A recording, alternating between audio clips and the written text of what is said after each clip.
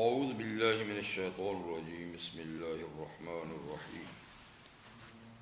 یا ایہا الناس اتقوا ربکم الذی خلقکم من نفس واحدۃ وخلق منها زوجها وبث منهما رجالا کثیرا ونساء واتقوا اللہ الذی تساءلون به والارحام ان اللہ کان علیکم رقیبا وآتوا اليتامى أموالهم ولا تتبدلوا الخبيث بالطيب ولا تأكلوا أموالكم إلى أموالكم إنه كان حوبا كبيرا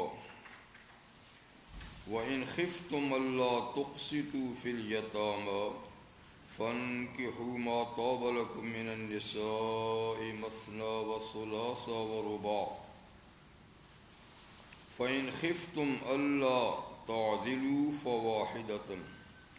أَوْ مَا مَلَكَتْ أَيْمَانُكُمْ إِنَّ ذَلِكَ أَدْنَىٰ أَلَّا تَعُولُوا وَآتُوا النِّسَاءَ صَدُقَاتِهِنَّ نِحْلَةً فَإِنْ طِبْنَ لَكُمْ عَنْ شَيْءٍ مِّنْهُ نَفْسًا فَكُلُوهُ هَنِيئًا مَرِيئًا صدق اللہ العظیم۔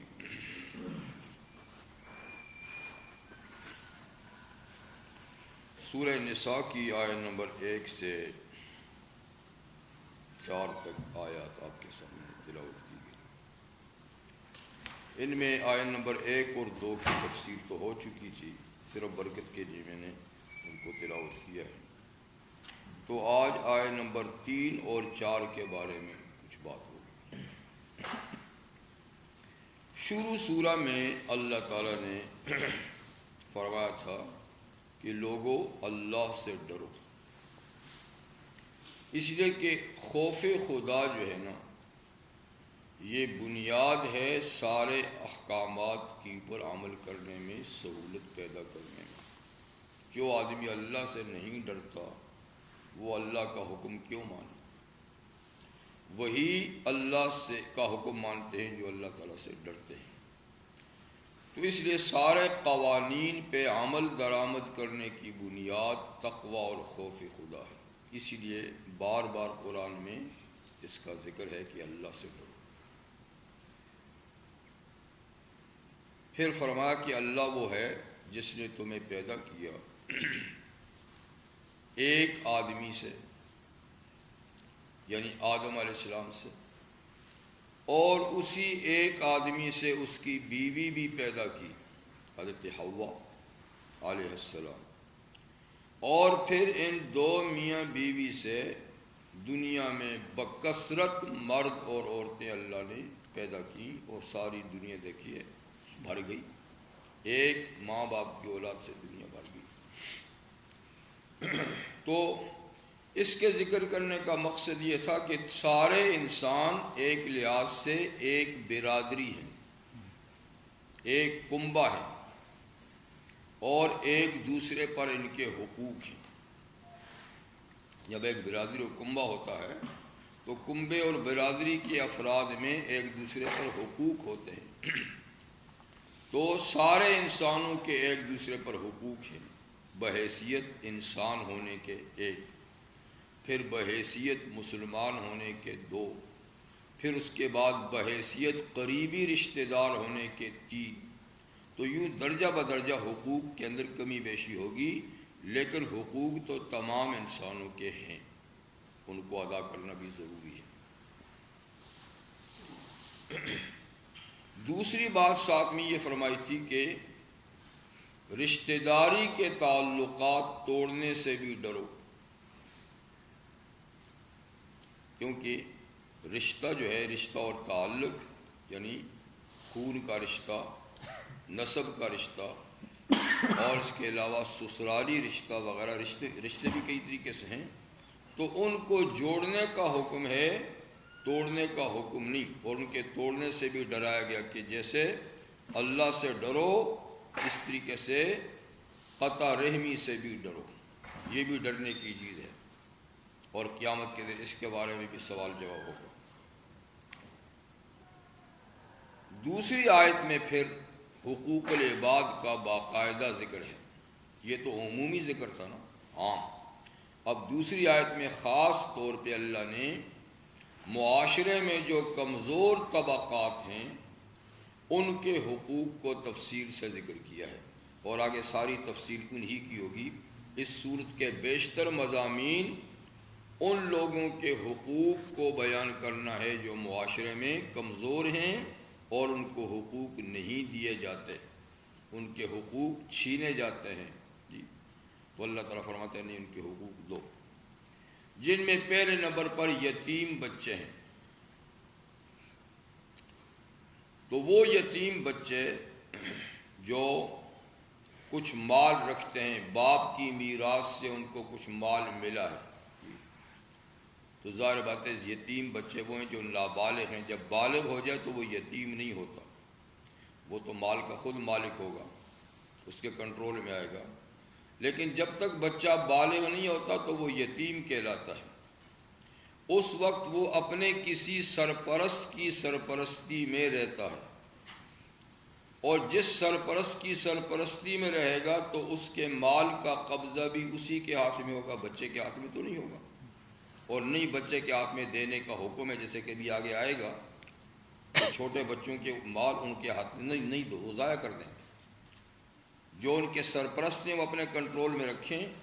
اور جائز طریقے سے ان کے اوپر وہ مال خرچ کرتے رہیں، ناجائز طریقے سے بھی نہیں. تو بہرحال جو سرپرست اس بچے کا ہوگا تو اس کا مال بھی اس کے پاس ہوگا. جب اس کا مال اس کے پاس ہوگا تو جب تک بچہ بالغ نہیں ہوا، ہوشیار اور سمجھدار نہیں ہوا، تب تک تو اس کے مال میں سے اس پہ خرچ کرتا رہے اس کا ولی. لیکن جو ہی وہ بالغ اور ہوشیار ہو جائے تو پھر اللہ فرماتے ہیں آتوا الیتامی اموالہم، بلا تاخیر یتیموں کے مال اب ان کو دے دو. تو یہاں یتیم سے مراد وہ جو ابھی یتیم تھا لیکن اب یتیم نہیں رہا، بالغ ہو گیا ہے. لیکن قریبی زمانے میں جو یتیم ہو اس کو بھی یتیم کہہ دیتے ہیں، ورنہ یتیم کو یتیم ہوتے ہی مال دینے کا حکم نہیں. جب یتیم ہونے کے دور سے نکل جائے، بالغ ہو جائے، تو جب قریبی زمانہ ہونا تو پھر بھی اس کو یتیم کہہ دیتے ہیں، لیکن واقعتاً وہ یتیم نہیں ہوتا. یعنی جو ابھی یتیم تھے اب یتیم نہیں رہے تو ان کے مال اب ان کو واپس کرو. اور جب تک وہ یتیم تھے اور مال تمہارے پاس تھا تو اس وقت بھی حکم یہ کہ وَلَا تَتَبَدَّلُوا الْخَبِيثَ بِالطَّيِّبِ، دیکھو طیب مال کے بدلے میں، پاکیزہ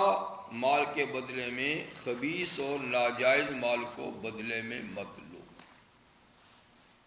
یعنی یتیم کا مال لا حق کھانا یہ خبیث مال کو کھانا. تو حکم یہ ہے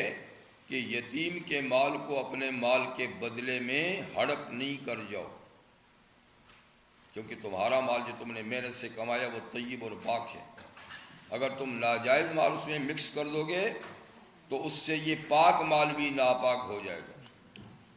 جیسے ایک بالٹی دودھ کی اور ایک قطرہ پیشاب کا اس میں ڈال دیں تو ایک قطرے پیشاب سے پوری بالٹی ناقابل استعمال ہو جائے گی. تو بدلے میں مت لو کس کو؟ خبیث مال کو نہیں لو طیب مال کے بدلے میں. یعنی تمہارا مال طیب ہے، یتیم کا مال تمہارے حق میں خبیث ہے، اس کو مت لو. اور یہ بھی کہ ان کے مال اپنے مال کے اندر اس نیت سے مکس کر کے بھی مت رکھو تاکہ ان کا مال زیادہ کھایا جائے تمہارا مال کم. اس نیت سے مکس کرنے کی اجازت نہیں. لیکن اگر یہ نیت نہیں ہے اس کا مال کھانے کا نہیں تو پھر اس کے مال کو مکس کر کے بھی کر سکتے ہو، کھا سکتے ہو، کیونکہ یہ نہیں، یہ بڑا گناہ ہے. یہ تو پچھلی آیتیں تھیں. اور اب آج جو دو آیتیں ہیں اس میں آیت نمبر 3 میں ہے کہ اگر تم اس بات کا، یہ یتیم لڑکیوں کے بارے میں، صرف وہ لڑکے لڑکیوں دونوں کے بارے میں تھا، یہ صرف لڑکیوں کے بارے میں ہے کہ اگر تم اس بات سے ڈرتے ہو کہ یتیم لڑکیوں کے بارے میں انصاف نہیں کر سکو گے تو ان سے شادی مت کرو۔ یہ حکم بھی کس کو ہے؟ یتیم لڑکیوں کے جو سرپرست ہیں، یعنی ان کا چچا زاد بھائی ہے، خالہ زاد بھائی ہے، یا کوئی ایسا ہے کہ جس کی زیر کفالت وہ بچیاں ہیں اور اس کا نکاح ان کے ساتھ جائز ہے، تو اس کے بارے میں یہ حدیث میں نے آپ کو سنائی بھی تھی کہ اس آیت کے شان نزول کے بارے میں یا اس کی تفسیر کے بارے میں حضرت عروہ بن زبیر رضی اللہ تعالیٰ عنہ نے حضرت عائشہ صدیقہ رضی اللہ تعالیٰ عنہ سے پوچھا تھا، یعنی اپنی خالہ سے۔ حضرت عروہ حضرت عائشہ صدیقہ کے بھانجے ہیں، تو ان کی خالہ ہیں، تو انہوں نے اپنی خالہ سے پوچھا کہ اس آیت کا کیا مطلب ہے، اس میں اللہ تعالیٰ کیا فرمانا چاہتے ہیں؟ تو حضرت عائشہ صدیقہ نے فرمایا کہ اے میرے بھانجے، یہ آیت یتیم لڑکیوں کے بارے میں اللہ نے نازل کی ہے۔ فرماتی ہیں کہ ہوتا یہ تھا، اسلام سے پہلے ہوتا یہ تھا کہ جو یتیم لڑکیاں اپنے سرپرستوں کے پاس ہوتی تھیں، اور سرپرست بھی وہ لوگ کہ جن کا نکاح ان سے جائز ہوتا تھا، جیسے چچا زاد ہے، جیسے کہ خالہ زاد ہے، ماموں زاد ہے وغیرہ، تو اگر وہ لڑکی خوبصورت بھی ہوتی اور مالدار بھی ہوتی، باپ سے اس کو مال بھی ملا ہے اور ماشاءاللہ خود خوش شکل بھی ہے، تو یہ لڑکے جو ان کے کفیل ہیں، ذمہ دار ہیں، گارڈین ہیں، یہ اس بات کی خواہش کرتے تھے کہ اس سے نکاح بھی کر لوں، ایک اس کے حسن و جمال سے استفادہ کروں گا، ایک اس کا مال بھی میرے پاس رہ جائے گا، دونوں فائدے ہوں گے، ٹھیک۔ لیکن اس کو مہر پورا نہیں دیتے تھے، اس لیے کہ خود ذمہ دار ہے یہ، تو جتنا مہر ان کا دوسری جگہ میں ہو سکتا تھا نا، اتنا مہر نہیں، یعنی بالکل معمولی اور کم مہر میں ایسی لڑکیوں سے شادی کر لیتے تھے۔ اور پھر یہ کہ ان کے ساتھ معاشرتی تعلقات بھی اچھے نہیں رکھتے تھے، کیونکہ صرف مال کا مفاد پیش نظر تھا، ٹھیک ہے نا، تو معاشرتی ان کے ساتھ رہنا سہنا وغیرہ یہ حقوق بھی ان کو نہیں دیتے تھے، تو ایک طرح کا ظلم ہوتا تھا ان کے ساتھ۔ اور دوسری بات یہ ہے، یا پھر ایسا ہوتا تھا کہ وہ یتیم لڑکی خوش شکل تو نہیں ہوتی تھی لیکن مالدار ہوتی تھی، تو ایسی صورت میں اس کا سرپرست اس کے ساتھ نکاح نہیں کرنا چاہتا تھا، لیکن یہ بھی نہیں چاہتا تھا کہ اس کا مال دوسری جگہ چلا جائے، کہ اس کو اگر شادی کر کے دوسری جگہ دوں گا تو یہ مال بھی ساتھ چلا جائے گا۔ اب مال نہیں دینا چاہتا، شادی بھی نہیں کرنا چاہتا، تو ایسی صورت میں وہ بیچاری لڑکی اسی طریقے سے رہتی تھی بغیر شادی کے۔ تو یا شادی کرتے مال اور جمال کی وجہ سے تو مہر پورا نہیں دیتے تھے، یا جمال نہ ہونے کی وجہ سے شادی ہی نہیں کرتے تھے اور کسی اور کو بھی شادی کر کے نہیں دیتے تھے کہ یہ مال بھی ادھر چلا جائے گا۔ تو فرمایا ان لوگوں کے بارے میں اللہ نے یہ آیت نازل کی ہے کہ اگر تم ڈرتے ہو کہ یتیم بچیوں کے بارے میں تم انصاف نہیں کر سکو گے، مار پورا نہیں دو گے، حسن معاشرت ان کے ساتھ نہیں رکھ سکو گے، ان کے حقوق ادا، بیوی کی حیثیت سے ان کے حقوق ادا نہیں کر سکو گے، تو ان سے مت شادی کرو، ان سے مت شادی کرو، ان کا نکاح کسی اور جگہ کر دو اور ان کا مال بھی ساتھ دے دو، مال بھی ساتھ دے دو۔ تو تم خود کیا کرو، تم اور عورتوں سے شادی کر لو جو یتیم نہیں ہیں، جن کے خاندان ہیں، ان سے شادی کرو۔ تو فَانْكِحُوا مَا طَابَ لَكُم مِّنَ النِّسَاءِ، تو ایسی یتیم لڑکیوں سے تو نکاح نہ کرو جن کے ساتھ تم انصاف نہیں کر سکو گے، اس کے بجائے تم نکاح کر لو ان عورتوں سے جو تمہیں خوش لگیں، اور عورتوں میں سے، یتیموں کے علاوہ اور عورتوں میں سے جو تمہیں خوش لگیں ان سے کر لو۔ اور یہ بھی تم پر پابندی نہیں کہ صرف ایک ہی عورت سے شادی کرو، بلکہ مثنیٰ 2 سے بھی کر سکتے ہو، ثلاثہ 3 سے بھی کر سکتے ہو، رباع اور 4 سے بھی کر سکتے ہو۔ تو بہرحال 1 سے 4 تک لمٹ ہے اس میں، یعنی تم چاہو تو اور عورتوں کے ساتھ جن سے تم انصاف کر سکو گے ان سے شادی کر لو۔ یہ ایک اجازت نامہ اور صرف قانون ہے، پابندی نہیں کہ لازمی 2 شادیاں کرو، لازمی 3 کرو، لازمی 4 کرو، نہیں، بلکہ ایک اجازت ہے۔ اگر تم ضرورت سمجھو تو اتنی کر سکتے ہو۔ فَإِنْ خِفْتُمْ أَلَّا تَعْدِلُوا، اگر تم 2، 3 اور 4 کے بارے میں ڈرتے ہو کہ ان میں انصاف نہیں کرو گے، ٹھیک ہے، تو فواحدۃ، پھر ایک ہی سے شادی کرو، کیونکہ اس لیے کہ 2، 3 اور 4 سے شادی بشرط انصاف اور بشرط حقوق پورا کرنے کے ہے۔ اگر وہ کام نہیں کر سکتے تو پھر یہ اجازت بھی نہیں، پھر فواحدۃ، پھر ایک ہی پر اکتفا کرو۔ او ما ملکت ایمانہم، یا اس کے علاوہ ان خواتین سے بھی استفادہ کر سکتے ہو جن کے تمہارے ہاتھ مالک ہیں، تمہاری شرعی باندیاں ہیں، تو ان سے نکاح کے بغیر بھی استفادہ ہو سکتا ہے۔ لیکن شرعی باندیوں کا اب دور نہیں رہا، یہ دور ختم ہو گیا ہے، کیونکہ جب تک غلامی کا زمانہ تھا تو اس میں غلام اور باندیاں تھیں۔ اب چونکہ غلامی کا دور ختم ہو چکا ہے تو دنیا میں کہیں غلام اور باندیاں نہیں ہیں، اس لیے اب صرف بیوی ہی رہ سکتی ہے، باندیوں والی بات نہیں۔ ذالک ادنی اللہ تعولوا، یہ بات زیادہ قریب ہے کہ تم کسی ایک کی طرف جھکو گے نہیں، کہ ایک ہی رہے گی تو کسی ایک کی طرف جھکو گے نہیں، بس وہی ہوگی۔ لیکن 2 ہوں گی، 3 ہوگی، 4 ہوں گی تو پھر ہو سکتا ہے کہ تمہارا میلان طبع جھکاؤ ایک کی طرف اور باقیوں کی طرف نہ ہو، تو یہ ظلم ہوگا۔ تو ایک ہی بیوی رکھنے سے قریب ہے کہ تم بے انصافی نہیں کرو گے۔ تو اس آیہ کریمہ میں یتیم لڑکیوں کے ساتھ انصاف نہ کر سکنے کی صورت میں نکاح نہ کرنے کا حکم ہے، کسی اور کو شادی کر کے دو، مال بھی ساتھ میں دے دو، تم ان کے علاوہ جو یتیم نہیں ان میں سے جس کو پسند کرو تو 1 سے 4 تک یعنی تم شادی کر سکتے ہیں۔ اسلام میں جو 1 سے 4 تک کی شادیوں کی اجازت ہے تو یہ ایک انصاف کا قانون ہے، اور یہ محض قانون ہے، کوئی جبر نہیں، کوئی فرض نہیں، کوئی واجب نہیں، جی، بلکہ ایک اجازت ہے کہ جہاں ضرورت ہو تو اس اجازت سے آپ استفادہ کر سکتے ہیں، لیکن جہاں ضرورت نہ ہو تو آگے جانے کی ضرورت ہی نہیں ہے۔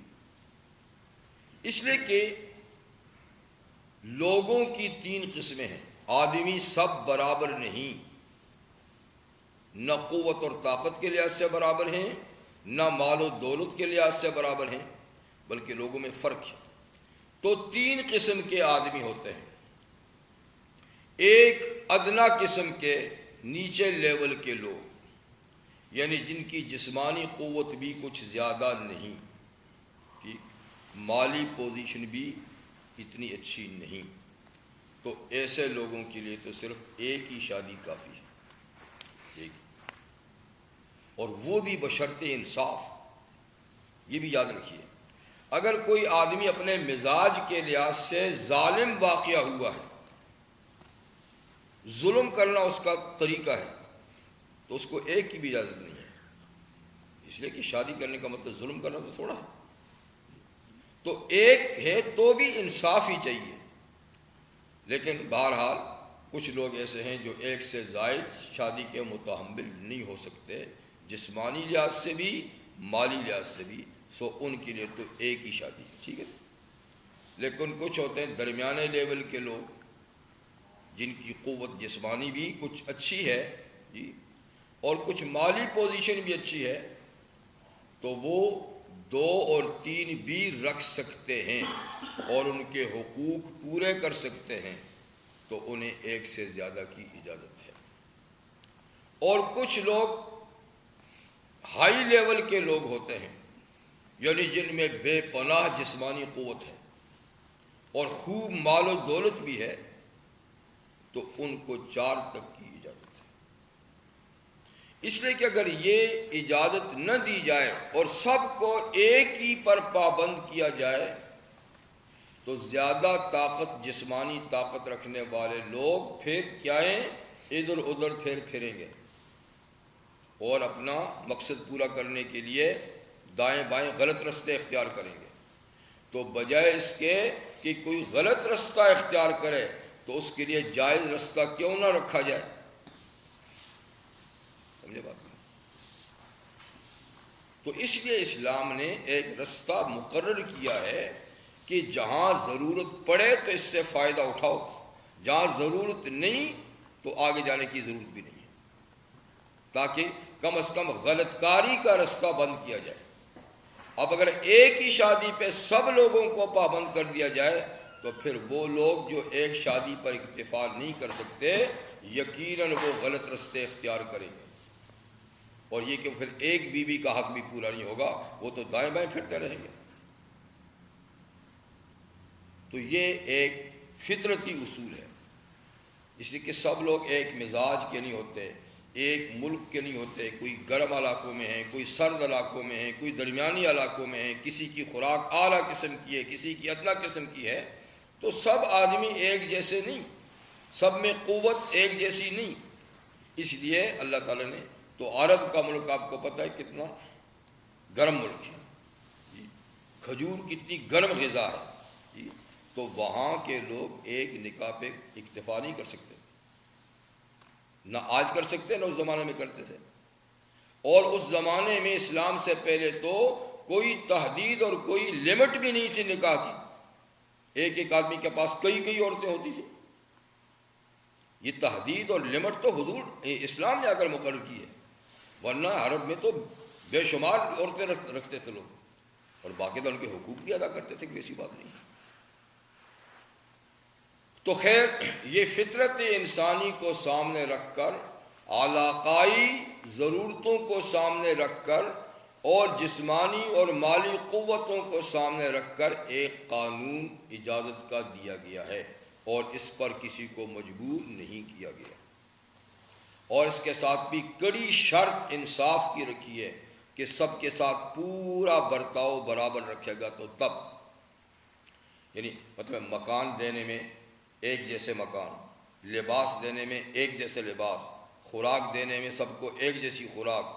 وقت دینے میں بھی سب کو برابر وقت۔ اگر وہ ایسا کوئی نہیں، ہاں البتہ دل کا جھکاؤ کسی ایک کی طرف ہو تو وہ غیر اختیاری بات ہے، لیکن باقی جو جتنی چیزوں میں آدمی انصاف کر سکتا ہے اس میں سب کے ساتھ برابر انصاف ضروری ہے۔ تو اس شرط کے ساتھ یعنی 4 تک کی اجازت دی گئی ہے، کیونکہ نبی کریم صلی اللہ علیہ وسلم نے ارشاد فرمایا کہ جس شخص کی ایک سے زیادہ بیویاں ہوں، 2، 3 یا 4، اور وہ ان میں انصاف نہ کرتا ہو، تو قیامت کے دن جب وہ قبر سے اٹھے گا تو اس کا آدھا جسم فالج زدہ ہوگا، فالج جیسے فالج گرتا ہے آدھا جسم ناکارہ ہو جاتا ہے جی، تو جب قبر سے اٹھے گا تو اس کا آدھا جسم ناکارہ ہوگا۔ یہ اس بات کی نشانی ہوگی کہ اس نے بیویوں کے ساتھ انصاف نہیں کیا تھا، آگے چل کر تو حساب دینا پھر الگ بات ہے، قبر سے اٹھتے ہی اس کی یہ نشانی ہوگی کہ آدھا جسم اس کا پیرالائز، بس، کہ یہ آدمی ایک سے زیادہ بیوی رکھتا تھا، اس کے ساتھ انصاف نہیں کرتا۔ تو اس شرط کے ساتھ یہ تو ایک قانون ہے، اور یہ قانون امت کے لیے ہے، امتیوں کے لیے ہے، نبی کے لیے نہیں۔ نبی کریم علیہ السلام کے لیے اور دیگر تمام انبیاء کرام کے لیے بھی نکاح میں کوئی لمٹ نہیں تھی کہ آپ اتنے نکاح کریں، اس لیے کہ اللہ تعالیٰ نے نبی کو بے پناہ جسمانی قوت دی ہوتی ہے جی، اور وہ انتہائی اعلیٰ درجے کے منصف انصاف والے بھی ہوتے ہیں، تو وہ جتنی بیویاں بھی کریں گے یقیناً سب کے حقوق کو ادا کریں گے۔ آپ کو معلوم ہے کہ حضرت ابراہیم علیہ السلام کی شروع میں 2 بیویاں تھیں، یعنی بالکل شروع میں تو حضرت سارہ ایک تھی، پھر بعد میں حضرت ہاجرہ بھی آ گئی، اور پھر ان کے بعد آپ نے 2-4 اور نکاح بھی کیے تھے۔ اور اسی طریقے سے حضرت یعقوب علیہ السلام کے ان کے پوتے، ان کی 4 بیویاں تھیں، اور حضرت داؤد علیہ السلام کی اور ان کے بیٹے حضرت سلیمان علیہ السلام کی تو بہت زیادہ بیویاں تھیں، 70، بعد اس کو یعنی 100 بھی کہتے ہیں، اور کچھ باندیاں لگا کر تو اور بھی زیادہ تھی۔ تو اس طرح سابق انبیاء کرام کی یعنی 1 سے زیادہ بیویاں تھیں، اور نبی کے لیے اس کی لمٹ نہیں ہوتی۔ نبی کریم علیہ السلام نے بھی زندگی میں 15 نکاح کیے، لیکن 2 بیویاں نکاح سے پہلے ہی الگ ہو گئی تھیں کسی وجہ سے، باقی 13 رہیں، لیکن جس وقت وفات ہو رہی تھی اس وقت آپ کے گھر میں 9 بیویاں ہی تھیں، کچھ کا پہلے انتقال ہو گیا تھا۔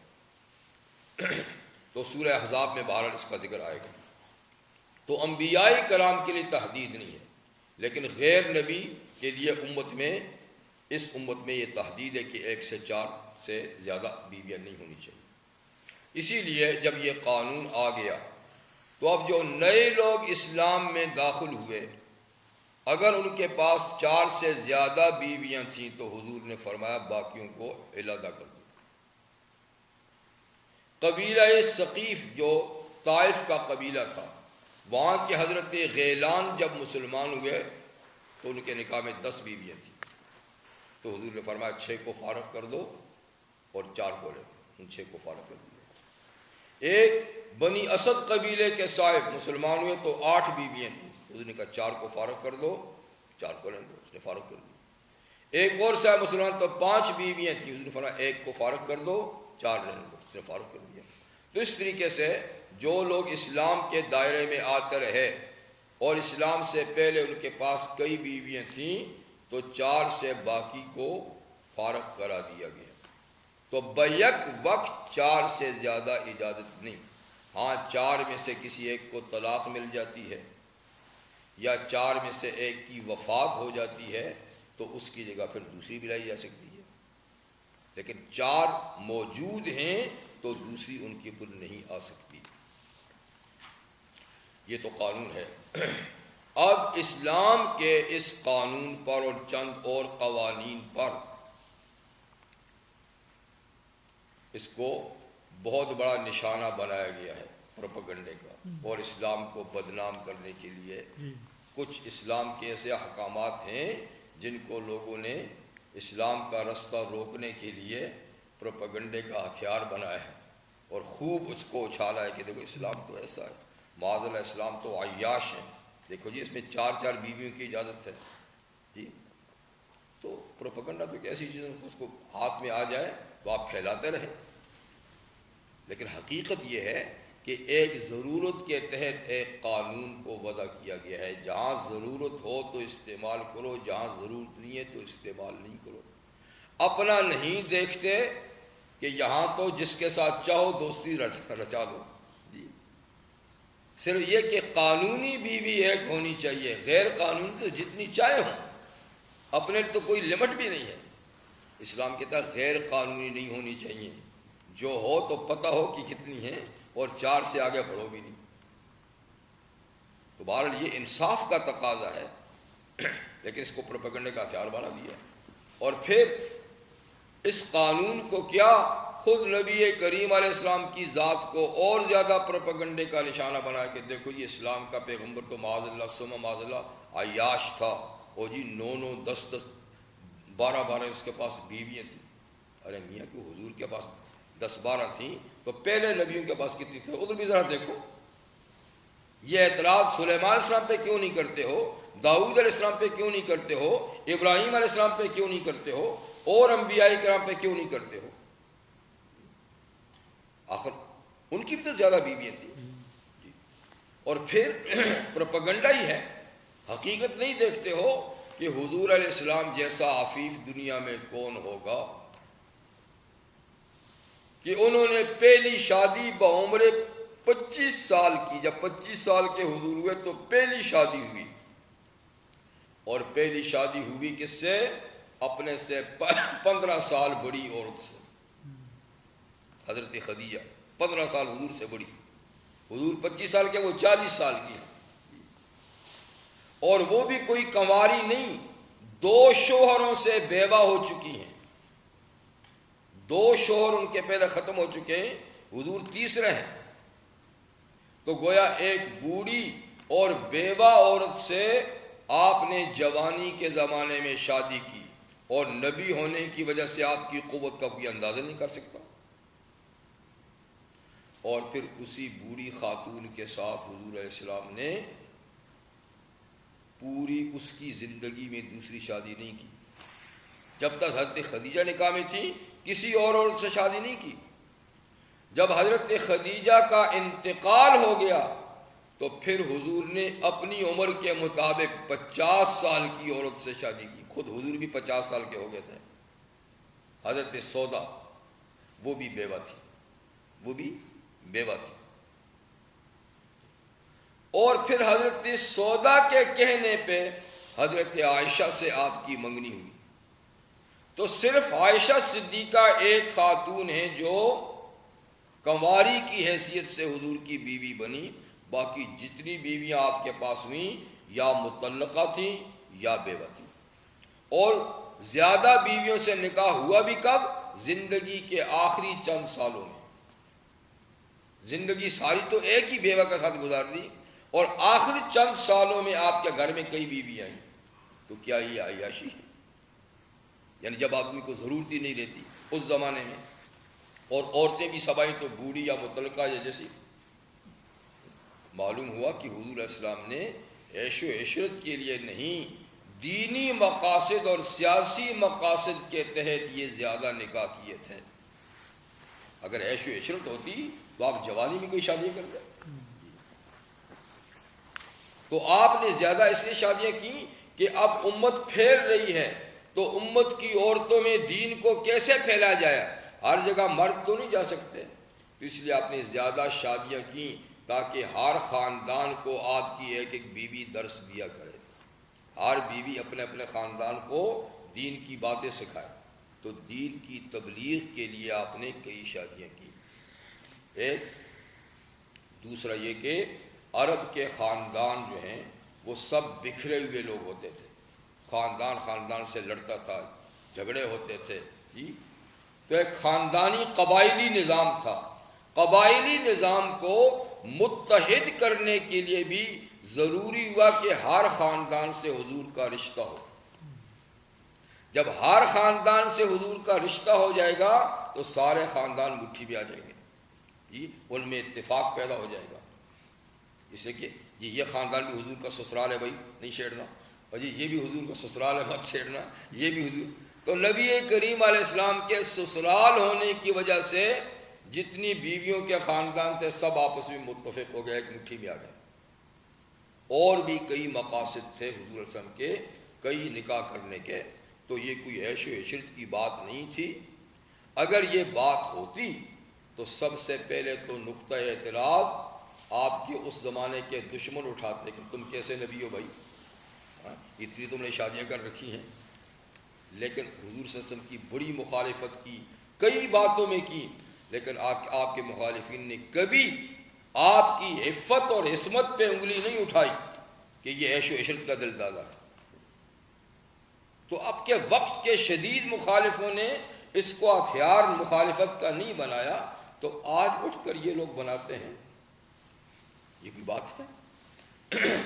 بہر صورت اللہ تعالیٰ نے یہ قانون دیا ہے، ایک ضرورت کا قانون ہے، جہاں ضرورت پڑے تو اس کو استعمال کیا جائے، نہ پڑے تو فرمایا کہ ایک ہی پر بس کرو۔ وَآتُوا النِّسَاءَ صَدُقَاتِهِنَّ نِحْلَةً، یہ چوتھی آیہ کریمہ ہے، یہ بھی نکاح ہی کے سلسلے میں ایک قانون بتاتی ہے کہ نکاح کس چیز کا نام ہے اور نکاح کے حقوق اور لوازمات کیا ہیں۔ تو ان میں سے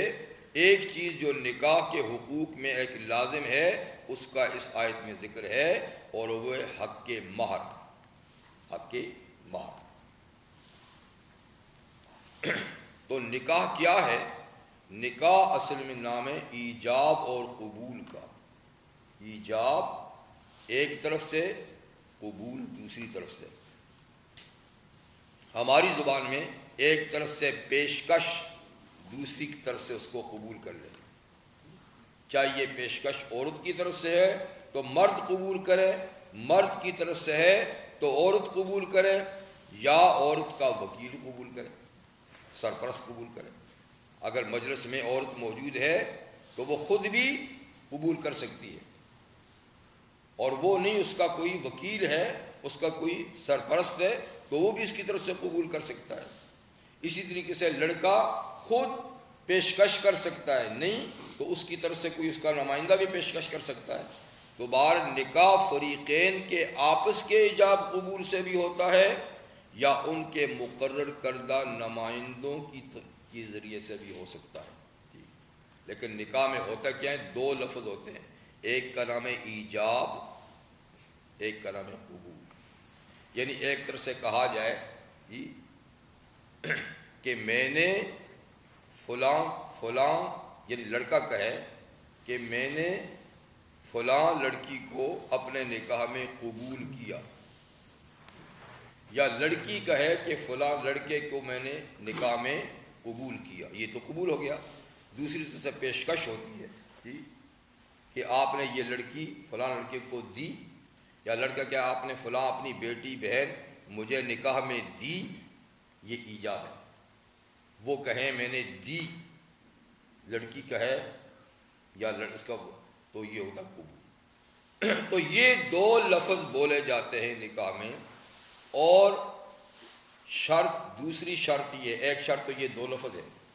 دوسری شرط یہ کہ یہ دو لفظ دو مسلمانوں کے سامنے بولے جائیں، دو گواہوں کے سامنے بولے جائیں،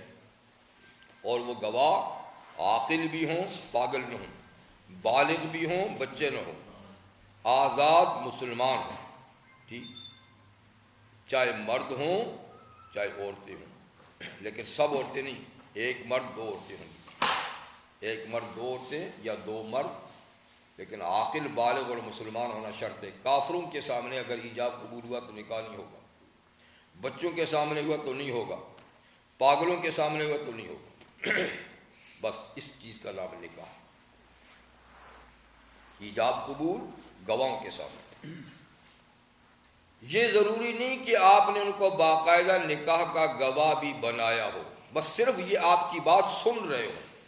تو وہ آٹومیٹک گواہ بن جائیں۔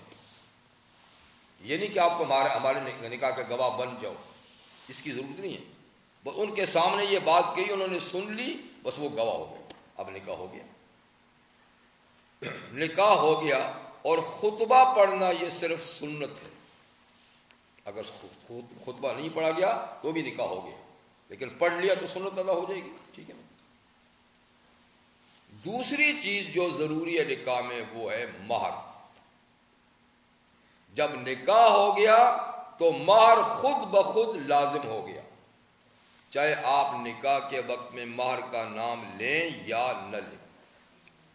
یعنی مہر کا اس وقت ذکر کرنا کوئی ضروری نہیں ہے، مہر بعد میں بھی طے ہو سکتا ہے، اور مہر میں کمی بیشی بھی ہو سکتی ہے، لیکن مہر ہے ضروری، ہے ضروری، مہر کے بغیر نکاح نہیں ہوگا۔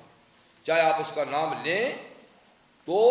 نہ لیں تو مہر دینا ہی دینا ہے، وہ آٹومیٹک نکاح کے ساتھ لازمی ہے۔ اگر مہر اس وقت مقرر کیا ہے تو یہ بات بھی بیچ میں کرتا چلوں کہ مہر کے بارے میں ائمہ کا، فقہا کا تھوڑا سا اختلاف ہے کہ مہر ہے تو ضروری، پر کتنا ہونا چاہیے، اور یہ اختلاف کم سے کم مہر میں ہے، زیادہ میں نہیں۔ کم سے کم مہر کتنا ہونا چاہیے اس میں اختلاف ہے، زیادہ سے زیادہ جتنا ہو اس میں کوئی اختلاف نہیں۔ تو کم سے کم مہر میں امام شافعی رحمہ اللہ اور کچھ اور ائمہ کہتے ہیں کہ بس جس پہ میاں بیوی راضی ہو جائیں وہ مہر ہو سکتا ہے۔ ایک پینی پہ بھی راضی ہو جائے تو، ایک لوہے کی انگوٹھی پہ راضی ہو جائیں تو، ایک مٹھی شوہروں پہ راضی ہو جائے، تو مطلب کہ جس چیز پہ وہ دونوں راضی ہیں نا مہر میں، میاں کہتا ہے کہ میں یہ دے سکتا ہوں، کہتے ٹھیک ہے یہ، تو کہتا مہر ہو جائے گا۔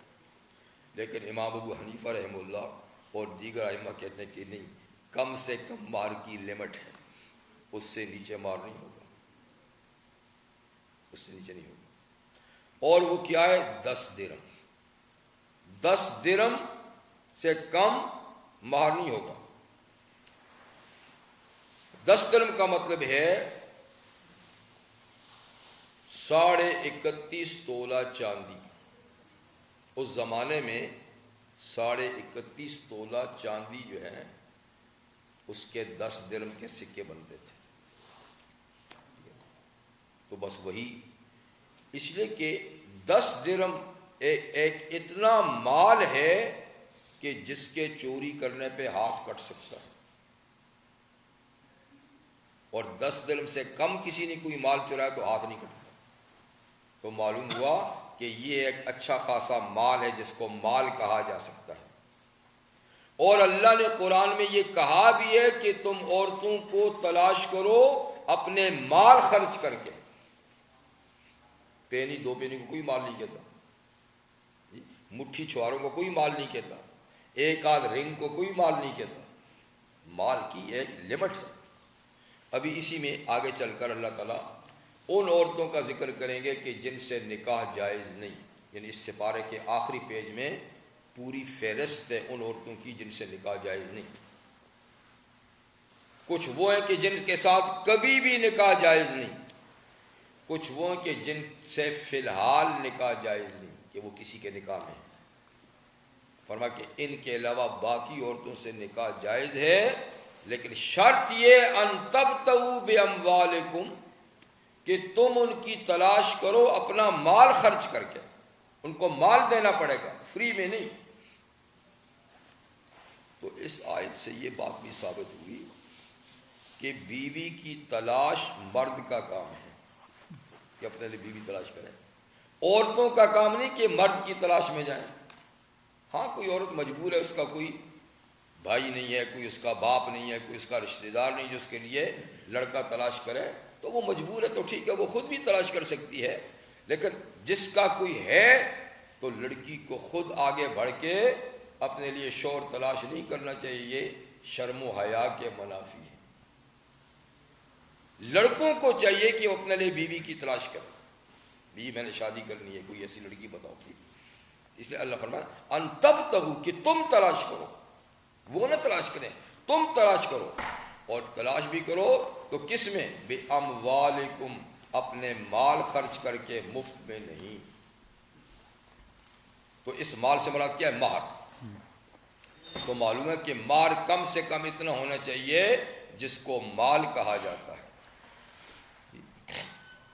اور اتنی تھوڑی سی چیز کو مال کوئی نہیں کہتا۔ تو اس کی لمٹ پھر کیا ہے؟ اتنا مال ہونا چاہیے کہ جس کے چرانے پہ ہاتھ کٹتا ہے، وہ 10 درہم۔ اور اس کے علاوہ کیونکہ نبی کریم علیہ السلام کا ایک ارشاد بھی ہے کہ لا مہر اقل من 10 دراہم، یہ حدیث بھی ہے کہ 10 درہم سے کم مہر نہیں، 10 درہم سے کم مہر نہیں۔ تو بات پکی ہوگی کہ 10 درہم سے کم مہر نہیں ہے، تو اس کے بنتے ہیں 31.5 تولہ چاندی، یعنی نہ تولہ نہیں، وہ ماشے ہے، اور تولے میں یہ 2 تولہ اور 7 ماشے بنتے ہیں، 2 تولہ 7 ماشے چاندی، یہ 10 درہم ہے۔ اس کی جو وقت کے لحاظ سے جو قیمت ہوگی یہ کم سے کم مہر ہوگا، یعنی جو مارکیٹ ریٹ ہوگا اس وقت چاندی کا، تو 2 تولے 7 ماشے چاندی کی جو قیمت مارکیٹ میں ہوگی کم سے کم اتنا مہر ہو، زیادہ اپنی حیثیت کے مطابق جتنا باندھے، اس کے لیے کوئی لمٹ نہیں ہے۔ لیکن بہت زیادہ مہر باندھنا یہ بھی کوئی پسندیدہ بات نہیں، بہت زیادہ، یعنی اتنا ہونا چاہیے کہ جو لڑکے کی پوزیشن کے مطابق ہو اور وہ لڑکا اس کو ادا بھی تو کر سکے۔ اس لیے کہ مہر صرف رکھنے کا نام نہیں، دینے کا ہے، یہ تو واجب الادا ہے۔ اگرچہ فوری طور پہ ادا کرنا ضروری نہیں ہوتا، یعنی دیر سے بھی مار ادا ہو سکتا ہے، لیکن دینا تو بار ہے نا، تو اتنا ہو تو وہ لڑکا دے تو کم از کم سکے۔ تو کچھ لوگ لاکھوں کے حساب سے مہر باندھ لیتے ہیں اور پھر دیتے ہوئے تو کوئی نہیں ہے، اور جی تم لکھ لو، لکھ کیوں نہیں؟ مجھے کہیں کہتے ہیں جی آپ لکھ لیں دینا وینا، دینا وینا کیا مطلب ہے؟ یہ تو دینا پڑے گا، یہ تو اس کے ذمہ قرض ہو جائے گا، اس کو ڈبوتے ہو کیا؟ تو بس صرف نام رکھنے کے جی میری بیٹی کا اتنا بڑا مہر ہے اور میرے فلاں اتنا بڑا مہر ہے، کہ کچھ کہتے ہیں وہ جی ہم معاف کرا لیں گے۔ میں نے کہا شرم کی بات ہے، اس لڑکی بیچاری کے پاس مال ہی کون سا ہے کہ یہ تھوڑا سے بھی تم اس سے معاف کرو، ڈوب پڑنے کی بات ہے۔ میں نے کہا کہ لڑکی کو لڑکا کہے گا یہ مہر مجھے معاف کر دے تو مرتا کیوں نہیں ہے وہ؟ اس کے پاس ہے یہی کچھ تھوڑا سا، وہ بھی تم اس سے معاف کراتے ہو۔ تو ایسے معاف کرانے سے معاف ہوتا کب ہے؟ وہ تو بیچاری شرم کے مارے کہہ دے گی ہاں چل معاف ہے، دل سے کب کرے گی؟ اور جب تک دل سے کوئی معاف نہ کرے تو معاف ہوتا بھی نہیں ہے۔ تو بہرحال بہت زیادہ مار باندھنے یہ اچھی بات نہیں۔ حضرت عمر نے فرمایا رضی اللہ عنہ کہ لا تغالو، مار باندھنے میں بہت غلو نہیں کرو، بہت زیادہ نہیں کرو، یہ کوئی عزت کی بات نہیں کہ فلاں لڑکی کا اتنا مار ہے، یہ کوئی عزت کی بات نہیں۔ فرمایا زیادہ مہر اگر عزت کی بات ہوتی تو نبی کریم علیہ السلام کی بیویوں کے مہر زیادہ ہوتے، کہ سب سے زیادہ عزت والی تو وہ ہے۔ آپ کی بیٹیوں کے مہر زیادہ ہوتے، حالانکہ حضور صلی اللہ علیہ وسلم کی ساری بیویوں کے مہر 500 درہم سے زیادہ نہیں تھے، 500 درہم سے زیادہ نہیں تھے، سوائے ام حبیبہ رضی اللہ عنہا کے، کہ جن کا مہر 4000 دینار تھا، نہ 400 دینار یعنی 4000 درہم، لیکن وہ حبشہ کے بادشاہ نے خود مقرر کیا تھا اور خود پے بھی کر دیا تھا، پیمنٹ بھی خود کر دی تھی، کیونکہ ام حبیبہ کا نکاح حبشہ میں ہوا تھا، یعنی وہ ہجرت کر کے اپنے شوہر کے ساتھ حبشہ گئیں، تو شوہر ان کا بس اسلام سے پھر گیا، کسی وجہ سے پھر گیا، وہ پھر رہ گئی۔ تو نبی کریم صلی اللہ علیہ وسلم نے ان کو پیغام بھیج دیا کہ چلو تمہارا شوہر چلا گیا تو، اور پھر خواب میں کسی نے ان کو کہا بھی اے ام المومنین، اے ام مسلمانوں کی ماں، تو بار پیغام پہنچا حضور صلی اللہ علیہ وسلم کا بادشاہ کی طرف سے، کیونکہ وہ بادشاہ مسلمان تھا، تو انہوں نے اس کو قبول کر لیا۔ پھر بادشاہ نے خود ہی نکاح پڑھایا، خود ہی مار مقرر بھی کیا، خود ان کو دے بھی دیا۔ تو وہ چونکہ ایک الگ مسئلہ تھا، باقی ساری بیویوں کا مار 500 درہم سے زیادہ نہیں، تو اس لیے اتنا مار ہونا چاہیے جو وقت کے تقاضے کے مطابق، یعنی لڑکے کی آمدنی کے مطابق اتنا ہو کہ وہ بیوی کو دے سکے، کیونکہ اس کا قرض ہے۔ اسی لیے اگر کسی نے زندگی میں بیوی کا مار ادا نہیں کیا اور مر گیا جی، تو یہ اس کے ذمہ قرض ہے، اس کے مال میں سے سب سے پہلے جیسے اور قرض داروں کے قرض دیے جائیں گے، بیوی کا مہر بھی پہلے دیا جائے گا، اس کے بعد اگر کچھ بچتا ہے تو وہ وارثوں میں تقسیم ہوگا۔ تو اللہ تعالیٰ فرماتے ہیں وَآتُوا النِّسَاءَ صَدُقَاتِهِنَّ، یہاں مہر کا لفظ نہیں، صدقات، صدقات مہر کو کہتے ہیں۔ اس لفظ میں، صدقات کے لفظ میں، دال کی زبر زیر اور جزم سے معنی بدلتا ہے۔ اگر یہ دال کی پیش کے ساتھ، جیسے کہ یعنی صدقات، تو یہ صدقہ کی جمع ہے، صدقہ، اس کا معنی ہوتا ہے مہر، صدقہ ایک مہر، صدقات بہت سے مہر جی۔ اور اگر یہ دال کی زبر سے ہو صدقہ، تو اس کا معنی صدقہ خیرات، جمع پھر صدقات، انما الصدقات، زکوٰۃ اور صدقہ۔ اور اگر یہ دال کی جزم سے ہونا صدقہ، تو صدقہ کہتے ہیں مضبوطی کو، پائیدار اور مضبوط چیز، تو یہ صدو دال کی پیش کے ساتھ اس کا معنی ہے مہر۔ تو آتوا النساء صدقاتہن، عورتوں کو ان کے مہر دو، اور دو بھی کیسے فرمایا، نحلہ، نحلا، تنگ ہو کر نہیں، ہاں خوشی سے دو، ماتھے پر بل لا کر نہیں، کیا مصیبت دے رہا ہوں، اب مصیبت بن گئی ہے، کل کو تو خوشی سے قبول کیا تھا، تو نحلا، اصل میں عربی میں نحلا یا نحلا کہتے ہیں گفٹ کو، ہے تو یہ حق ہے تو یہ حق ہے، پر جب دو تو گفٹ کے انداز سے دو، جیسے تم کسی کو گفٹ دیتے ہو تو خوش ہو کر دیتے ہو، تو بیوی کو یہ دو، اگر ہے تو حق ہے لیکن اس کو گفٹ کی صورت میں خوش ہو کر دو، تو یہ لفظ مطلب گفٹ کے لیے استعمال ہوتا ہے۔ نبی کریم صلی اللہ علیہ وسلم کا ایک ارشاد گرامی ہے، ما نخل والد ولدن، کسی باپ نے بیٹے کو کوئی گفٹ نہیں دیا اس سے اچھا کہ اس کو ایک ادب کی بات سکھا دی،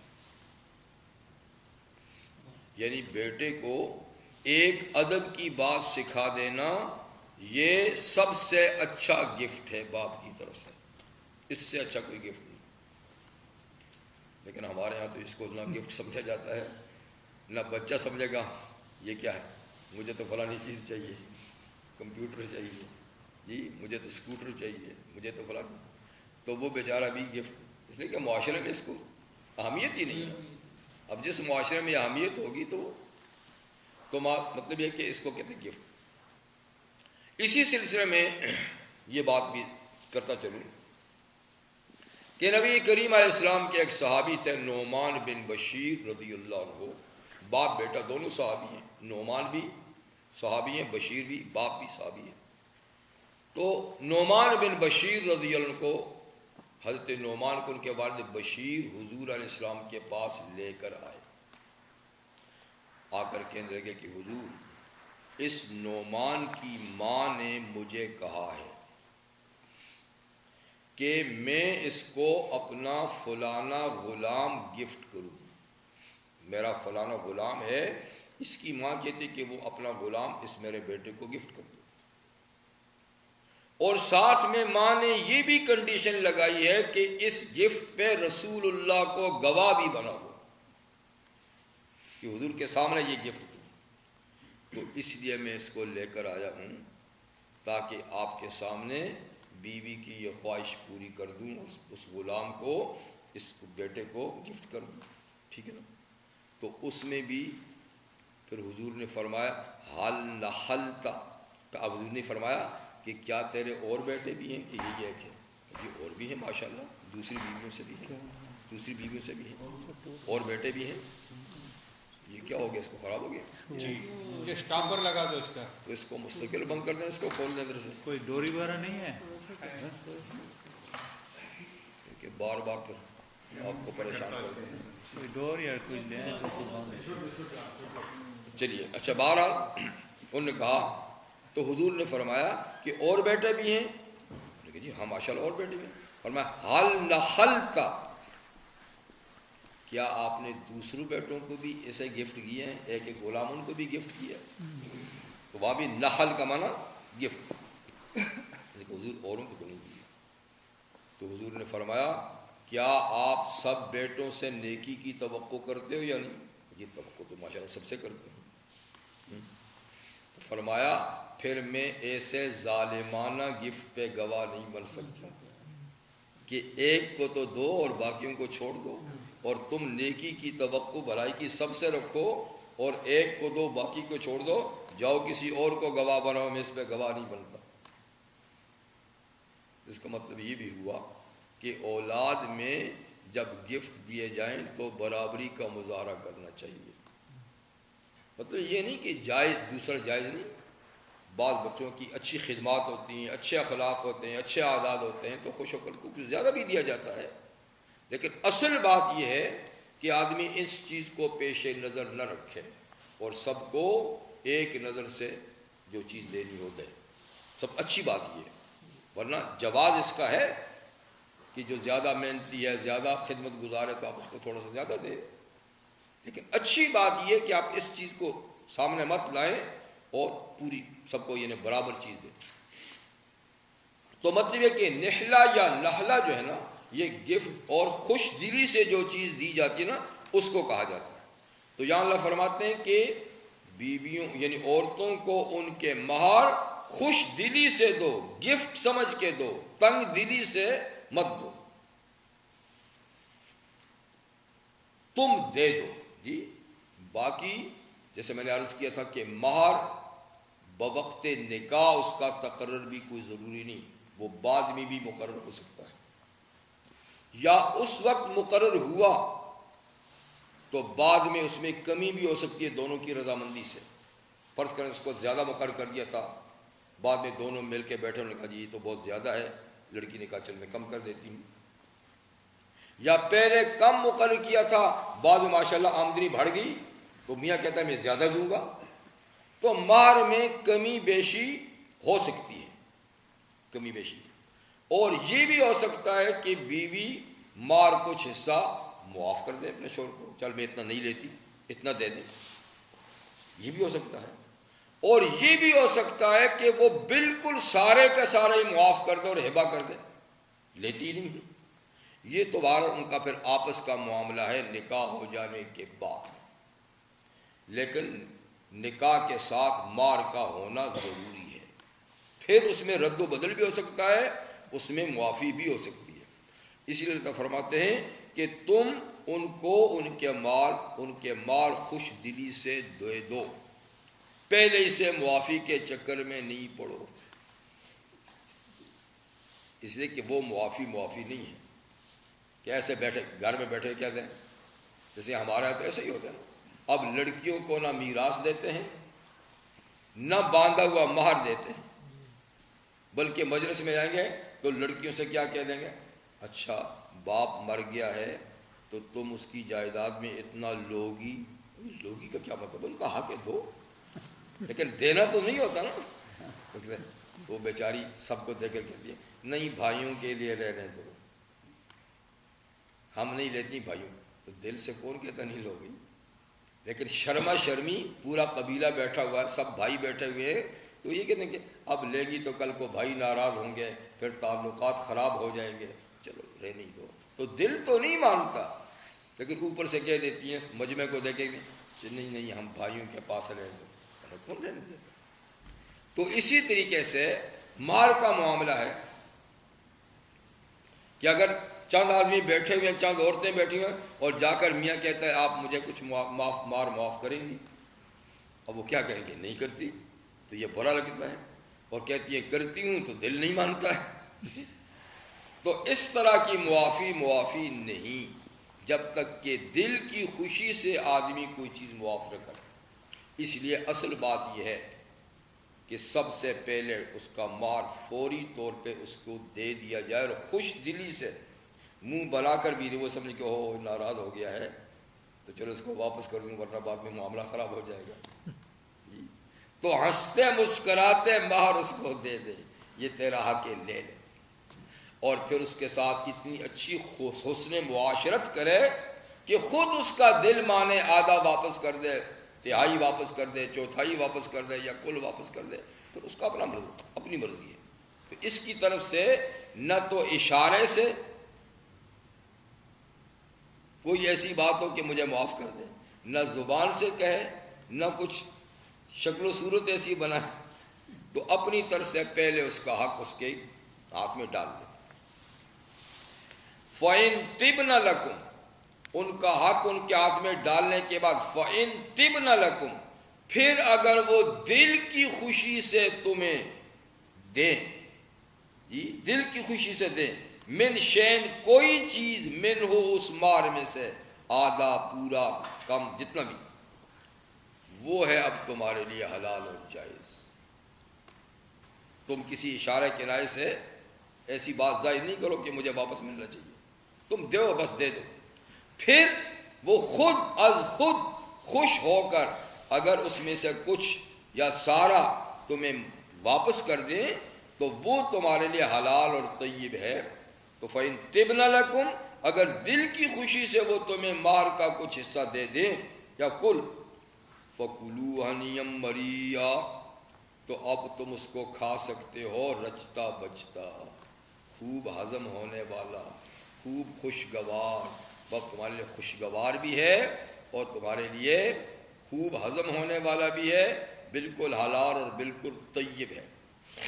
سمجھے بات؟ تو یہاں کھانے کا کہا، یہ ایک محاورہ ہے،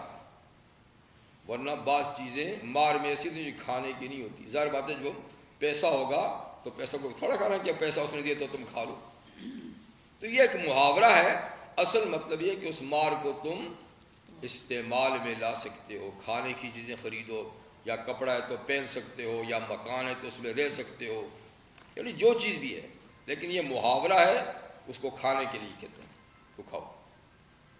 فَكُلُوا هَنِيًّا مَرِيًّا، اس کو رچتا بچتا یعنی تم کھا سکتے ہو۔ تو حلال مال جو ہے نا، اس کی ویسے تو کئی قسمیں ہیں۔ جائز تجارت اور بزنس سے جو آدمی نفع کماتا ہے وہ بھی حلال ہے جی، اور ملازمت کا پورا حق ادا کر کے جو تنخواہ ملتی ہے وہ بھی حلال ہے۔ اس کے علاوہ کوئی خوشی سے آپ کو گفٹ دیتا ہے وہ بھی حلال ہے، اور اپنے عزیز کے مرنے سے جو میراث ملتی ہے وہ بھی حلال ہے۔ تو حلال مال تو کئی قسم کے ہیں جو انسان کے پاس آتے ہیں، لیکن سب سے زیادہ پاکیزہ اور حلال مال دو ہیں، جو حلال میں بھی سب سے زیادہ پاکیزہ رہا۔ ایک سب سے بڑا مال غنیمت ہے کہ جس کے حلال ہونے میں کوئی شک شبہ بھی نہیں، ٹھیک ہے، یعنی جو دشمن سے لڑے اور جو مال حاصل ہو، اور وہ مال بادشاہ وقت یا جو جرنیل ہے وہ اپنے سپاہیوں میں جو تقسیم کرے گا، دشمن سے ملا ہوا، تو یہ بالکل حلال، اور اتنا حلال ہے کہ اس سے بڑھ کے کوئی حلال نہیں، اس لیے کہ یہ ایسا ہے جیسے اللہ نے ان کے ہاتھ سے لے کے آپ کے ہاتھ میں ڈال دیا، اللہ نے جیسے ان کے ہاتھ سے لے کر۔ اور دوسرے نمبر پہ سب سے حلال اور طیب مال وہ ہے جو بیوی اپنے مہر میں سے دل کی خوشی سے شوہر کو دے دے، تو یہ بھی بہت ہی حلال ہے، بہت ہی طیب ہے، کیونکہ اس کے اندر بھی کوئی ایسی چیز نہیں جو خلط ملط ہو۔ بیوی کا حق اس کو دیا، اس نے اٹھا کر اپنا حق اس کے ہاتھ میں ڈال دیا، تو جیسے ہاتھ سے ہاتھ میں گیا، ہاتھ سے ہاتھ میں گیا، تو یہ بھی انتہائی حلال اور طیب ہوتا ہے۔ بہرحال تو اس میں اللہ تعالیٰ نے یہ فرمایا کہ عورتوں کے حقوق میں ان کے مار خوش دلی سے ان کو ادا کیے جائیں۔ تو بس ٹائم ہو گیا، 8 بجے میں نے تو آپ سے کہا تھا۔ اب اگلی آیہ کریمہ میں جو اوپر یتیموں کے بارے میں بات تھا نا، یہ تو بیچ میں یتیم بچیوں کے بارے میں اور عام عورتوں سے نکاح کی لمٹ بھی بتائی اور ان کے مار کا حق بھی بتا دیا۔ اب پھر اللہ تعالیٰ یتیم بچے یا بچیاں جو ہیں انہی کے حقوق کے سلسلے میں فرماتے ہیں کہ جب تک وہ کسی کی زیر کفالت ہیں، کسی کی سرپرستی میں ہیں، یتیم ہیں، تو اس حال میں ان کا مال ان کے ہاتھ میں مت دو، وہ ضائع کر دیں گے، ٹھیک ہے نا۔ وَلَا تُؤْتُوا السُّفَهَاءَ أَمْوَالَكُمُ الَّتِي جَعَلَ اللَّهُ لَكُمْ قِيَامًا، اور مت دو بے وقوفوں کو ان کے مال، مت دو بے وقوفوں کو ان کے مال، التی وہ مال، جعل اللہ لکم قیاما، جو مال اللہ نے تمہارے لیے گزران کا ذریعہ بنایا ہے۔ گزران تو جانتے ہیں نا، گزرے اوقات یعنی زندگی چلانے کا ذریعہ، زندگی قائم رکھنے کا ذریعہ مال ہی تو ہے نا۔ تو جس مال کو اللہ نے تمہارے قیام یعنی دنیا میں قائم رہنے، زندہ رہنے کا ذریعہ بنایا ہے، یہ مال تم بے وقوفوں کے ہاتھ میں مت ڈالو، وہ ضائع کر لیں گے، ختم کر لیں گے، پھر پریشان رہو گے تم بھی وہ بھی۔ تو سفہا سفی کی جمع ہے، سفی کہتے ہیں کم عقل کو، جس کی عقل پوری نہیں، سمجھ پوری نہیں، سوچ پوری نہیں۔ تو ظاہر بات ہے جس کی سوچ سمجھ پوری نہیں ہے تو وہ چیز کی قدر و قیمت کو تو نہیں جانے گا۔ وہ تو اس کو لٹا دے گا، ضائع کر دے گا۔ تو سفہاء سے کیا مراد ہیں؟ تو عبداللہ ابن عباس رضی اللہ عنہ فرماتے ہیں، وہ سب سے بڑے مفسر قرآن تھے نا صحابہ میں، فرماتے ہیں کہ اس سے مراد عورتیں اور بچے ہیں، عورتیں اور بچے، یعنی عورتیں بھی مردوں کی نسبت سے کم عقل ہیں، ٹھیک ہے نا، اور بچے تو کم عقل ہی ہیں۔ تو اس لیے اگر عورتوں کا مال تمہارے پاس ہے تو بھی احتیاط سے رکھو اور ان پہ خرچ کرو، اور ضرورت کے مطابق ان کو دیتے رہو، سارا اٹھا کے ان کے ہاتھ میں نہ دو، ورنہ وہ تو شاپنگ سینٹر میں پہنچ جائیں گے، یہ بھی لینا ہے، یہ بھی لینا ہے، یہ بھی لینا ہے، یہ تو دوسرے دن خالی ہو جائے گی۔ ہاں جی، تو اس لیے فیشن پہ لگا لے گی، فضول خریداریوں میں خرچ کر دے گی، اور بچوں کو دیا ان کا بھی وہی حال، یہ خریدنا ہے، وہ خریدنا ہے، یہ خریدنا، تو مال ایک دم ختم ہو جائے گا۔ تو مطلب یہ ہے کہ عورتوں کے مال اگر تمہاری تحویل میں ہیں تو بھی ضرورت کے مطابق ان پہ خرچ کرو، ان کو دیتے رہو ضرورت کے مطابق، تاکہ فضول خرچی نہ ہو۔ اور بچوں کے مال ہیں تمہارے پاس، یتیم بچوں بچیوں کے، تو وہ بھی ان کے ہاتھ میں فی الحال مت دو کہ چلو بھائی یہ تو تمہارا مال ہے، جو چاہو کرو، تو وہ تو دوسرے دن ختم کر دیں گے۔ حالانکہ یہ مال ایسی چیز ہے جس کو اللہ نے تمہارے دنیا میں جینے کا ایک ذریعہ بنایا ہے۔ اصل تو زندگی اللہ تعالیٰ ہی دیتے ہیں، لیکن اس کے ذریعہ کیا ہے؟ مال ہے۔ تو مال و دولت یعنی ایک معاش کا ذریعہ ہے، ایک قیام، دنیا میں قیام کا ذریعہ ہے، تو ان کے ہاتھ میں نہ دو جب تک کہ وہ ہوشیار نہ ہو جائیں، سمجھدار نہ ہو جائیں، بالغ نہ ہو جائیں۔ تو اب ان کو نہ دو تو کرو کیا؟ کرو یہ ہے کہ وَارْزُقُوهُمْ فِيهَا، ان کے مالوں میں سے ان کو کھلاتے پلاتے رہو، قبضہ تمہارے پاس رہے، اس میں سے جتنا جتنا ان کے اوپر خرچ ضروری ہے تو وہ خرچ کرتے رہو، کپڑا ان کو لا کر دو، کھانا ان کو لا کر دو، اور ضروریات ان کی اس میں سے خرید کو ان کو دیتے رہو، تو اس مال میں سے ان کو کھلاتے رہو، وَاكْسُوهُمْ، اور پہناتے رہو، مطلب ہے کہ جو ان کے جائز ضروریات اور خرچے ہیں نا وہ اس سے پوری کرتے رہو، لیکن ان کے قبضے میں نہیں دو۔ وَقُولُوا لَهُمْ قَوْلًا مَّعْرُوفًا، اور ساتھ ساتھ ان کو اچھی بات بھی، تسلی کی بات بھی کہتے رہو، تاکہ وہ یہ بھی نہ سمجھیں کہ یار یہ ہمارا مال کھا رہا ہے، ہمیں نہیں دے رہا، شاید ہو سکتا ہے یہ خود کھا رہا ہے اور یہ یوں ختم کر دے گا۔ تو ان کو تسلی کی بات کرو کہ بھائی تم چھوٹے ہو، سمجھدار نہیں ہو، اس لیے تمہارا مال تمہارے ہاتھ میں ہم نہیں دیتے، جب بڑے ہو جاؤ گے تو انشاءاللہ تمہارا مال تمہارے ہاتھ میں دیں گے، فی الحال ہم تم پر خرچ کرتے ہیں، تاکہ ان کو تسلی بھی رہے کہ یہ ہمارا مال کھا نہیں جائے گا۔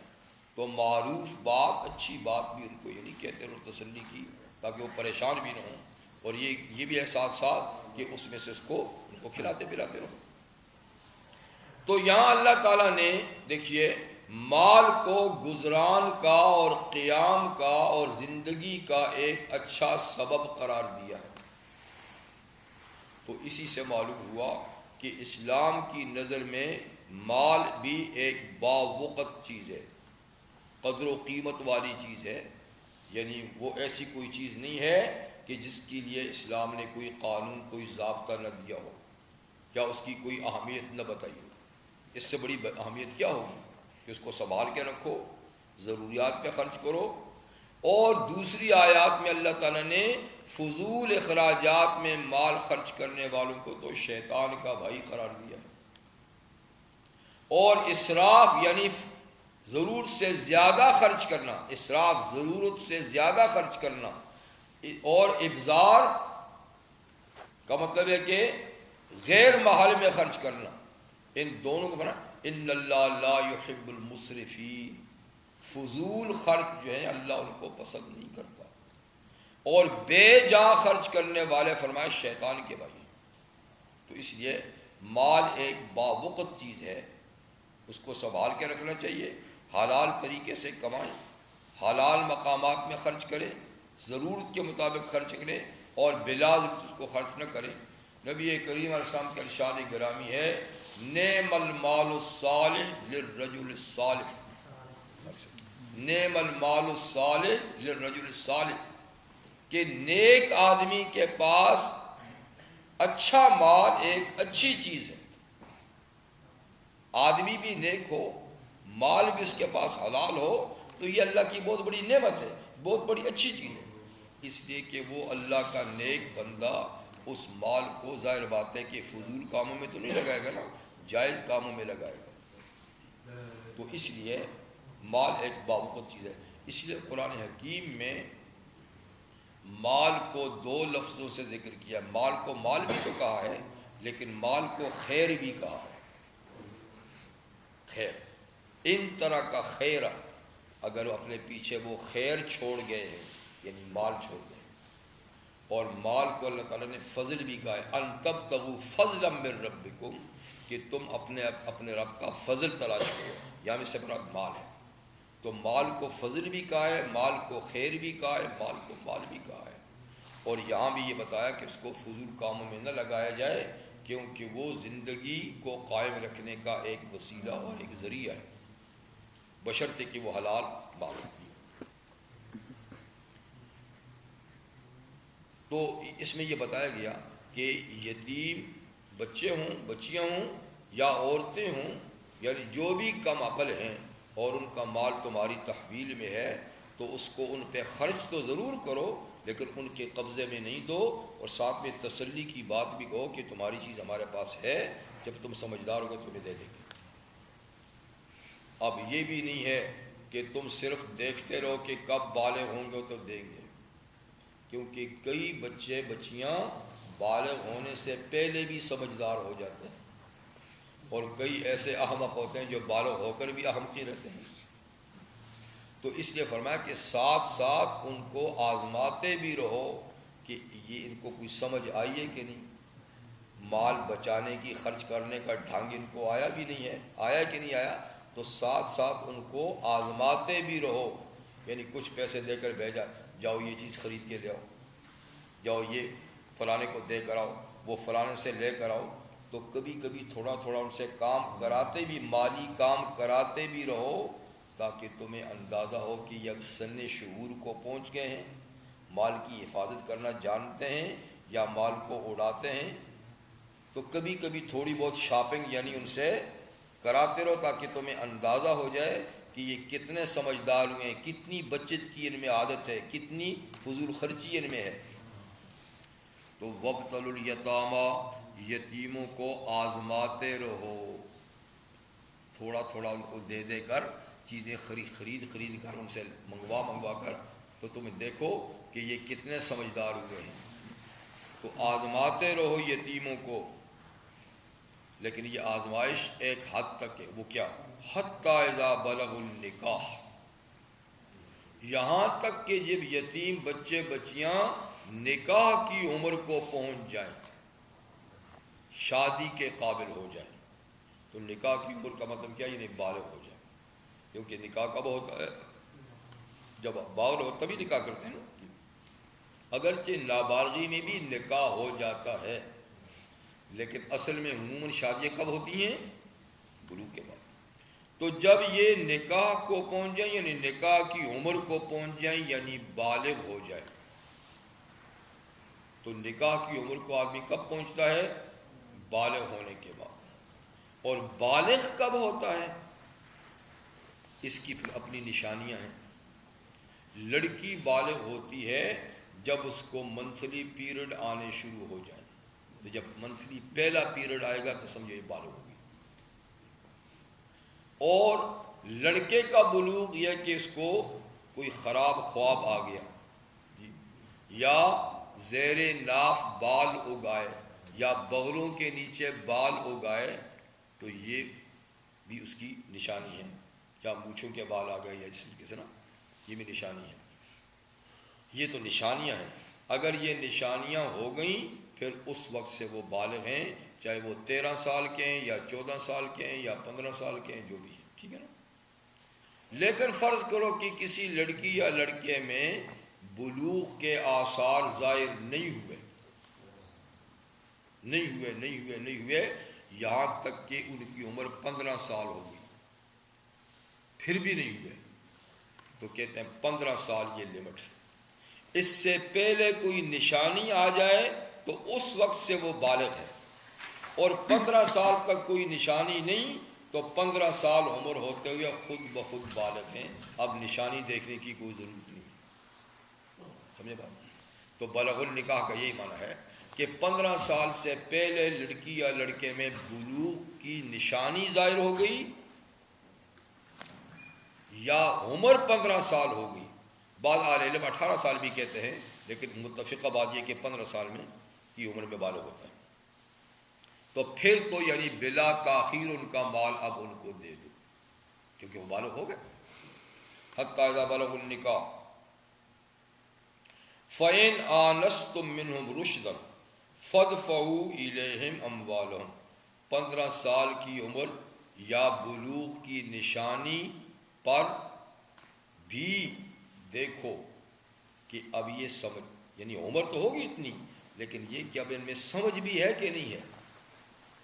تو اگر ان آنستم من رشدن، تم ان میں محسوس کرو، رشد کا معنی سمجھداری، کہ بالغ ہو گئے اور سمجھدار بھی ہو گئے، برا بھلا نفع نقصان جاننے لگے ہیں، تو فادفعوا الیہم اموالہم، پھر ان کو بغیر تاخیر کے ان کے مال ان کے ہاتھ میں ڈال دیں، دو بھائی تم بالغ ہو گئے ہو، سمجھدار بھی ہو جی، تو یہ مال تمہارا بچا ہوا ہے، اتنا خرچ ہو گیا ہے، اتنا بچا ہے، یہ اپنا مال لے لو۔ اس میں آنستم فیہم رشدن ہے کہ تم بلوغ کے بعد اگر ان میں سمجھداری محسوس کرو تو بلوغ پر ان کے مال دو۔ اس کا مطلب ہے کہ اگر بالغ ہو کر بھی سمجھدار نہیں ہوئے تو تب بھی ان کو مال نہیں ملے گا، تب بھی ان کے ہاتھ میں مال نہیں ڈالا جائے گا، کیونکہ جب تک وہ اپنے مال کا تحفظ نہیں کرتے نا اس وقت تک ان کو مال نہیں دیں۔ پھر کب تک نہیں دیں؟ تو امام ابو حنیفہ رحمہ اللہ فرماتے ہیں کہ 25 سال تک پھر انتظار کرو۔ اگر 25 سال بالغ ہونے سے لے کر 25 سال تک بچہ ہوشیار ہو گیا، سمجھدار ہو گیا تو دو، اور 25 سال پر بھی اگر وہ ہوشیار نہیں ہے تو پھر اب دے ہی دو۔ اب کب ہوگا؟ 25 سال میں بھی سمجھدار نہیں ہوا تو اب کب ہوگا؟ اب دے ہی دو۔ لیکن امام شافعی فرماتے ہیں کہ نہیں، جب تک سمجھدار نہیں ہے جب تک نہیں، چاہے بڈھا کیوں نہ ہو جائے، جب تک سمجھدار نہیں ہوا اس کو نہیں دینا، چاہے 30 سال ہو، چاہے 40 سال ہو، چاہے 50 سال ہو۔ لیکن امام صاحب کہتے ہیں نہیں، 25 سال آخری حد ہے، یہاں تک اس سے نہیں سمجھدار ہوا تو اب آگے چانس نہیں ہے، لہذا اس کا مال اپنے پاس رکھنے کا کوئی مطلب نہیں۔ ہاں لیکن یہ کم سمجھ اور فل سمجھ کی بات ہے، اگر کوئی ایسا ہے جو بالکل ہی ناسمجھ ہے تو پھر تو امام صاحب بھی کہتے ہیں مت دو، وہ تو ابھی دیا تو بھی پھینک کر آ جائے گا کہیں، پھر تو امام صاحب بھی کہتے ہیں کہ اس وقت تک نہیں دو جب تک کہ وہ مکمل سمجھدار نہیں ہو جاتا۔ لیکن تھوڑی بہت سوجھ بوجھ میں کمی ہے تو کہتا 25 سال میں دے دو، وہ کہتے تھوڑی بہت سوجھ بوجھ کی بات نہیں ہے، مکمل سوجھ بوجھ جب تک نہیں آئی تو اس کو مت دو۔ تو فَإِنْ آنَسْتُم مِّنْهُمْ رُشْدًا فَادْفَعُوا إِلَيْهِمْ أَمْوَالَهُمْ وَلَا تَأْكُلُوهَا إِسْرَافًا وَبِدَارًا أَن يَكْبَرُوا، یہ سرپرستوں سے خطاب ہے کہ یتیموں کے یا اس قسم کے بچوں کے جو سرپرست ہیں، جو بے احمق بچوں کے، تو ان کو اللہ فرماتے ہیں کہ تم مت کھاؤ ان کے مال، کن کے؟ یعنی جو سفی اور احمق قسم کے بچے ہیں یا عورتیں ہیں، ان کے مال مت کھاؤ اسرافاً، ظلم کر کے، زیادتی کر کے، کہ داؤ لگا ہے، اتنا مال ہے، چلو اپنا بچاؤ ان کا کھاؤ، ایسا مت کرو۔ بیدارن یعنی جلدی کرتے ہوئے، اسرافاً ظلم کرتے ہوئے، بیدارن جلدی کرتے ہوئے کہ ان کے بالغ ہونے سے پہلے پہلے ہڑپ کر جاؤ، بالغ ہوئے تو پھر یہ مطالبہ کریں گے، ہم سے مانگیں گے، لہذا پہلے ہی ختم کر دو۔ تو مت کھاؤ ان کے مال اسرافاً، ظلم کرتے ہوئے، و بیدارن جلدی کرتے ہوئے، ان یکبروا کہ کہیں یہ بڑے ہو جائیں گے پھر مانگیں گے۔ لیکن یتیموں کے مال میں سرپرست کتنا اختیار رکھتا ہے اب اللہ اس کو بیان فرماتے ہیں. یعنی یہ بات ہے کہ یتیم کا مال یتیم پہ خرچ کیا جائے،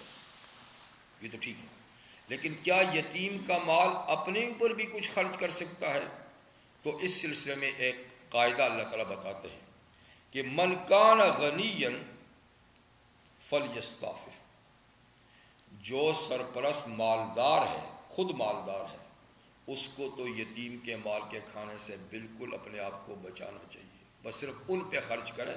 الگ حساب کتاب رکھے، اپنے اوپر اس کا ایک پینی اس لیے کہ تو خود مالدار ہے، تجھے کیا ضرورت ہے. لیکن من کان فقیرا فلیاکل بالمعروف، جو یتیموں کا سرپرست محتاج ہے، خود بھی غریب ہے، تو وہ یتیم کا مال معروف طریقے سے کھا سکتا ہے، جائز طریقے سے لے سکتا ہے. تو معروف اور جائز طریقہ کیا ہے؟ وہ پھر دو طریقے ہیں. ایک طریقہ تو یہ ہے کہ وہ محتاج اور فقیر جو سرپرست ہے وہ یتیم کے مال سے کچھ قرض لیتا رہے اور اپنی نوٹ بک میں لکھے کہ میں نے اس کے مال سے اتنا اپنی ضروریات کے لیے قرض لیا ہے، تو قرض لے کر اپنے استعمال میں لائے اور پھر جو اس کے پاس پیسہ آئے تو قرض واپس اس میں ڈالتا رہے. ایک طریقہ تو یہ، اور اچھا بھی یہی ہے. اور فرق کر رہے کہ وہ سرپرست ایسا ہے کہ جس کی آمدنی کے کوئی ذرائع نہیں ہے کہ قرض لوں گا تو پھر میں کہاں سے دوں گا، میرے پاس تو کوئی ذریعہ ہی نہیں ہے. تو ایسا آدمی پھر بطور حق الخدمت کے کچھ لے سکتا ہے، معاوضے کے طور پہ، تنخواہ کے طور پر. پھر اس کو یوں لینا چاہیے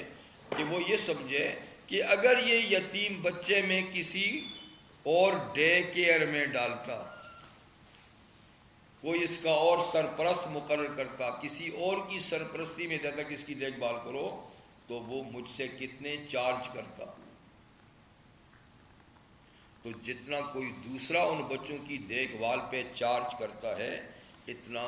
وہ خود دیکھ بھال کے لیے چارج کر سکتا ہے بطور تنخواہ اس کے مال میں سے، کہ ہم اس کے کپڑے دھوتے ہیں، ہم اس کا کھانا پکاتے ہیں، ہم اس کے لیے بستر لگاتے ہیں وغیرہ، جو بھی ہے جتنی بھی خدمت انجام دیتے ہیں. اگر یہ کام دوسرا کرتا تو کتنے لیتا؟ تو دوسروں کو دینے کے بجائے وہ خدمات خود کریں اور اس خدمت کے بدلے میں اس کے پیسوں سے اتنی تنخواہ کاٹتے رہیں. یہ بھی ایک جائز طریقہ ہے کھانے کا، لیکن مطلب یہ نہیں ہے کہ دھڑا دھڑ لوٹتے رہو کھاتے رہو، یہ بات نہیں. یا تو بطور قرض لے کر کھاؤ پھر واپس کرو، یا بطور خدمت کا معاوضہ اور خدمت کی تنخواہ کے طور پر کچھ لو اور اس کو کھاؤ. اور یہ اس آدمی کے لیے جو کیا ہے فقیر ہے، سرپرست ہے اور فقیر ہے. لیکن جو سرپرست غنی اور مالدار ہے